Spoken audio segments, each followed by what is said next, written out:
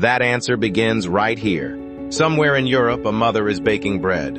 A farmer is tending his fields.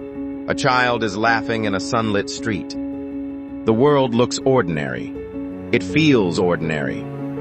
But beneath the surface, something catastrophic is already in motion. Within weeks, the guns will roar. Within months, the trenches will swallow an entire generation. Before it is over, more than 20 million people will be dead. This was not peace.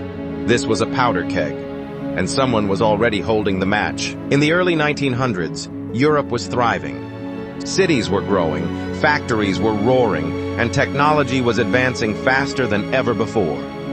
By almost every measure, it looked like civilization was progressing. But underneath that polished surface, something deeply dangerous was building. Every major European power was obsessed with military strength. Germany was expanding its navy at an alarming rate. Britain was building bigger warships. France was modernizing its army. Russia was mobilizing millions of men. This obsession had a name: militarism. And that moment was coming faster than anyone realized. What truly made Europe a trap was the invisible web of alliances binding every major power together. On one side stood the Triple Alliance: Germany, Austria-Hungary, and Italy, bound by promises of mutual defense. On the other stood the Triple Entente: France, Russia, and Britain, equally committed to protecting one another. These were not casual agreements. They were iron contracts written in the language of war. If one nation pulled a trigger, every other nation was legally, politically, and militarily obligated to follow. Imagine a room full of loaded guns, every weapon pointed at someone else, every finger resting nervously on a trigger. Nobody wants to fire first, but everyone is waiting for someone to blink.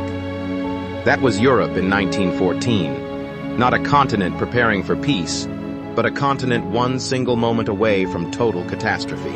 Pressure building silently beneath the surface, waiting for one single moment to release everything. Beneath the surface, two powerful forces were quietly tearing Europe apart: imperialism and nationalism. European empires were locked in a fierce global competition, racing to claim colonies across Africa, Asia, and the Middle East. Britain, France, Germany, and others were not just building armies. They were building empires, and every new territory claimed by one power was seen as a direct threat by another. The rivalry was constant, bitter, and deeply personal between nations. Meanwhile, inside those same empires, something equally dangerous was stirring. Ethnic groups were demanding their own identity, their own land, their own voice. Nowhere was this more explosive than in the Balkans, where Slavic peoples groaned under Austro-Hungarian rule, dreaming of independence. This war did not arrive overnight. It was years, even decades, in the making. Because what happened next was not inevitable. It was a choice, a chain of choices. And every single one of them made things worse. June 28, 1914. Sarajevo, Bosnia. The streets were lined with crowds, flags waving, the summer air thick with anticipation. Archduke Franz Ferdinand, heir to the mighty Austro-Hungarian throne, rode through the city in an open motorcade alongside his wife Sophie. No armor, no real protection, just a slow-moving car through a crowded street. Gavrilo Princip, a 19-year-old Bosnian Serb nationalist burning with rage against Austro-Hungarian rule, stepped forward from the crowd. 2 shots rang out. The Archduke and Sophie were dead within the hour. 2 bullets, 1 young man, 1 open car on one summer afternoon. And yet those 2 gunshots would tear apart an entire world. The powder keg had finally exploded. They issue a brutal ultimatum, 10 humiliating demands designed to be rejected. Serbia accepts most of them, but not all. That is enough. On July 28, 1914, Austria-Hungary declares war. The fuse is lit. Russia refuses to stand by and watch a fellow Slavic nation be crushed. Tsar Nicholas orders full mobilization. Germany watches, then acts. Germany declares war on Russia. Now we move to the Western Front, the most iconic and brutal theater of the entire war. After the initial German advance stalled in France, Both sides made a desperate dash northward, the race to the sea, each trying to outflank the other. Neither succeeded. So they did something that would define this war forever. They dug. Over 700 kilometers of trenches carved through the earth, stretching from Belgium all the way to Switzerland. Two massive underground worlds, facing each other across a narrow strip of devastated land called no man's land. Inside those trenches, soldiers lived in unimaginable conditions. Thick mud swallowed boots whole. Rats the size of cats fed on the dead. Artillery thundered day and night. The smell of decay never left. Men lived meters from their enemies for years, charging forward, falling back, gaining nothing. Reenactment visuals here would powerfully capture this suffocating, endless nightmare. One day, 60,000 lives. Let that number truly sink in. World War I introduced weapons so devastating, so horrifyingly efficient, that warfare would never be the same again. Poison gas, first deployed by Germany in 1915, drifted silently across no man's land. Soldiers had no warning. It could blind you, collapse your lungs, and kill you within minutes. Imagine fighting an enemy you cannot see, cannot outrun, and cannot fight back against. Then came machine guns, capable of firing hundreds of rounds per minute, cutting down entire advancing lines of soldiers in seconds. Artillery barrages shook the earth for days without stopping. And in 1916, the British introduced the tank, a steel monster rolling across the battlefield, seemingly unstoppable. While the Western Front was defined by stillness and mud, the Eastern Front was something else entirely. Vast, violent, and constantly moving. Russia faced Germany and Austria-Hungary across a front stretching thousands of kilometers. And unlike the locked trenches of Belgium and France, this front shifted dramatically, swallowing entire armies whole. Russian soldiers suffered in ways that are almost impossible to comprehend. Many arrived at the front without rifles, told to pick up weapons from fallen comrades. Supply lines were broken. Commanders were incompetent. Winters were merciless. Men froze, starved, and died in staggering numbers. Millions of casualties on all sides with no end in sight. But something else was happening beneath the surface. Back home in Russia, hunger was spreading, anger was building, and ordinary people were beginning to ask a dangerous question. Why are we dying for this? That question, whispered in factories and villages, would soon shake the entire world. The war had arrived, whether Africa wanted it or not. Most history books barely mention what happened next, and that silence is a kind of injustice. World War I did not stay in Europe. It crossed the Mediterranean, moved deep into the heart of Africa, and turned the continent into a battlefield. German colonies, German East Africa, German West Africa, and Cameroon became active war zones.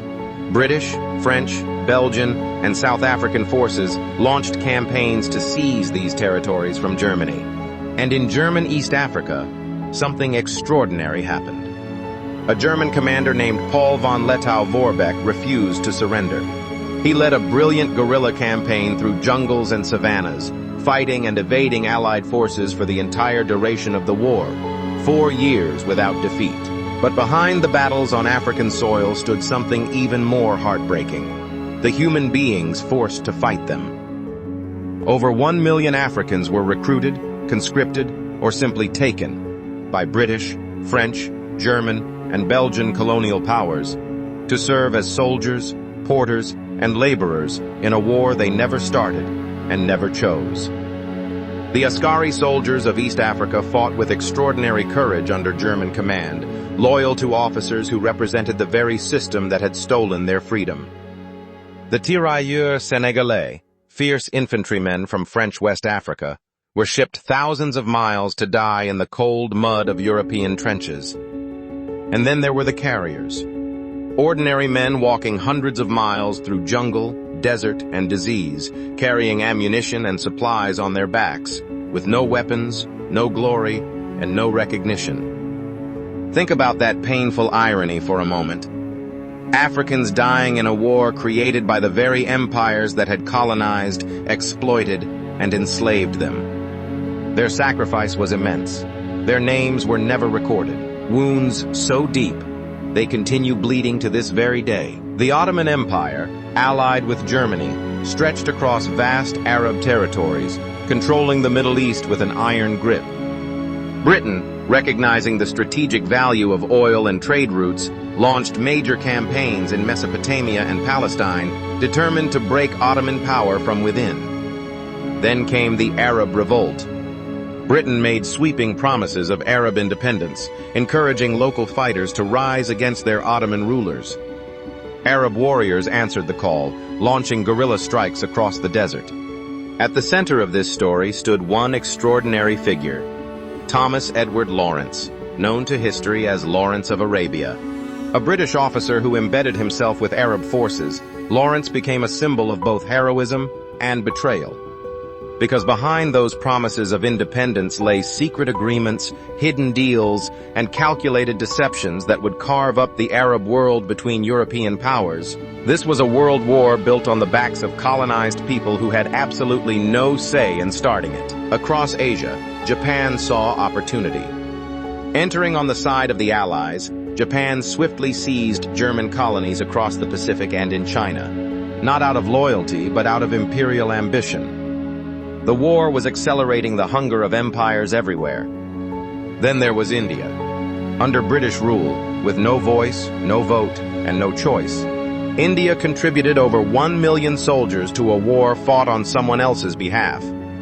These men bled in the trenches of France, the deserts of Mesopotamia, and the plains of East Africa. Fresh American troops began pouring into Europe, and suddenly, the balance of power began to shift. The Battle of Verdun lasted 10 brutal months.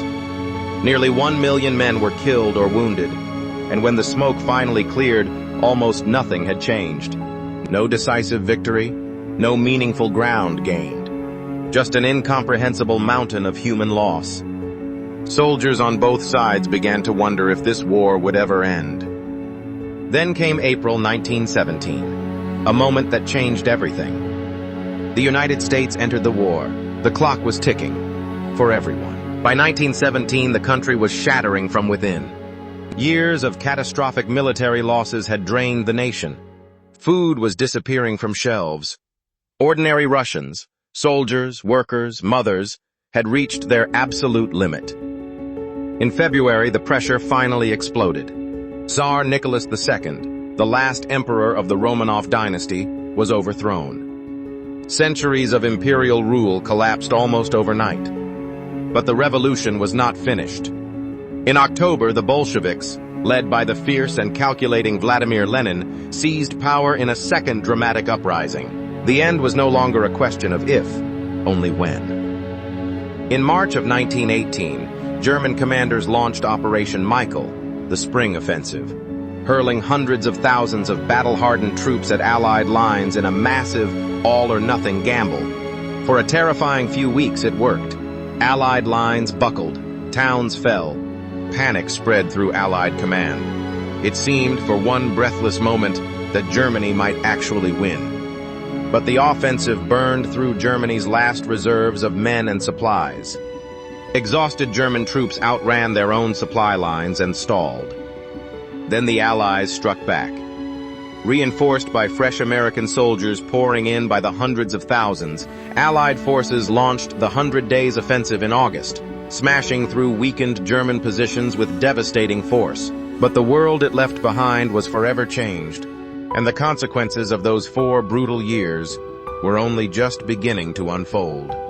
After over 4 years of relentless, unimaginable war, the guns finally fell silent.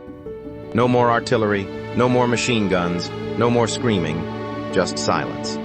Across the Western Front, soldiers on both sides slowly emerged from their trenches. Some wept openly, some laughed. Many simply stood there, too numb, too broken, too hollow to feel anything at all. The silence must have been almost unbearable. For years, the sound of war had been the only sound they knew. And now, nothing. But silence cannot undo what had already been done. The guns had barely cooled when the powerful gathered in Paris to decide the fate of the world. In 1919, the victorious leaders, Britain, France, and the United States, sat at ornate tables, carving up territories like men dividing a meal. The defeated nations waited outside, voiceless. Germany was handed the war guilt clause, forced to accept total blame for the entire war. The punishment was crushing. Massive reparations worth billions, a military stripped to almost nothing, and a national humiliation burned into the German soul. The Ottoman Empire was dismantled entirely, and the Middle East was quietly divided between Britain and France through the secret Sykes-Picot Agreement. Borders drawn with rulers on maps, ignoring centuries of culture, tribe, and identity. Those same lines fuel conflicts burning to this very day. And Africa? The continent that bled, carried, and sacrificed received absolutely nothing. Not a word, not a promise, nothing. The war to end all wars had only set the stage for something far, far worse. World War I left behind a world shattered in ways that would take generations to understand. Economies across Europe were in ruins. Entire cities had been reduced to rubble. Millions of families had lost fathers, sons, and brothers to trenches and poison gas. But the most dangerous wound was psychological. Germany, humiliated under the Treaty of Versailles, forced to accept total blame and pay crippling reparations, simmered with rage and resentment. New nations emerged from the wreckage of collapsed empires, but their borders were drawn carelessly, planting seeds of future conflict everywhere. Here is the haunting question that history forces us to ask. Did the peace treaty actually end the war, or simply pause it? History's most powerful voices deserve to be heard. It was a global tragedy that burned across every continent, shattered every culture, and consumed every class of people. The men who marched into that fire came from the villages of Senegal, the plains of Punjab, the deserts of Arabia, and the mountains of Anatolia. They carried rifles and supply crates for empires that had conquered their homelands, fighting and dying in a war they never chose and never started. Their names were rarely written in history books. Their sacrifices were rarely honored at peace tables, but they shaped the outcome of the deadliest conflict the world had ever seen. The borders you see on maps today, the tensions still burning across the Middle East, Africa, and beyond, all of it was forged in the fire of World War I. If these forgotten stories moved you, subscribe.